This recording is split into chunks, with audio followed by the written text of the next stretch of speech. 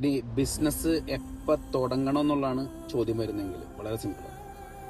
നിങ്ങളുടെ കയ്യിൽ ജോലി എടുത്തിട്ട് പണമുണ്ട്, അതിൽ നിന്നും കുറച്ച് മനസമാധാനമുള്ള ബിസിനസ് തുടങ്ങുന്ന കാര്യമാണ് ഞാൻ പറയുന്നത്.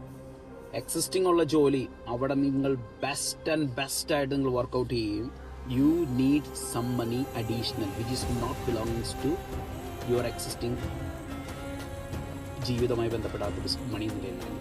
എക്സാമ്പിൾ, ഈ ഒരു ബിസിനസ് പൊട്ടിയാലും എനിക്കൊന്നും സംഭവിക്കില്ല എന്ന ഒരു കൺസെപ്റ്റിലാണ് നിങ്ങളുടെ കയ്യിൽ കുറച്ച് പണമുണ്ടെങ്കിൽ yes you can start the business.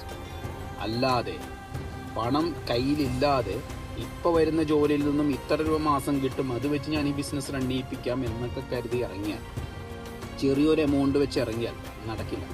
നിങ്ങൾ വിചാരിക്കും 1,00,000 രൂപ റുപ്പീസ് ഉണ്ടെങ്കിൽ എനിക്ക് ഈ ബിസിനസ് തുടങ്ങാമെന്ന് വിചാരിച്ചാൽ നിങ്ങൾ ഒരിക്കലും തുടങ്ങരുത്. അതിൻ്റെ 5 ടൈംസ് നിങ്ങളുടെ കയ്യിലുണ്ടാവണം പണം. ആ പണമില്ലാത്ത ഈ പരിപാടിക്ക് നിങ്ങൾ ഇറങ്ങരുത്. ലോൺ എടുത്തോ കടമെടുത്തോ ബിസിനസ് വളർത്തരുത്.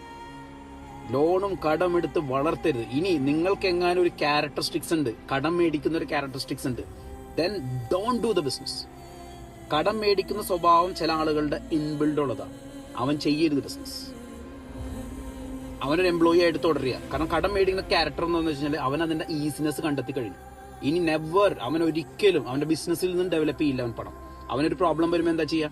നേരെ പോകുന്നു, ലോൺ എടുക്കുന്നു. മനസ്സിലാവുന്നുണ്ടോ? ഇതുകൊണ്ട് എന്താ ഉണ്ടാവുന്നത്? എല്ലാം തകർന്ന അവസാനം ഒന്നും മാനേജ് ചെയ്യാൻ പറ്റാത്ത സെറ്റപ്പിലോട്ട് പോകും.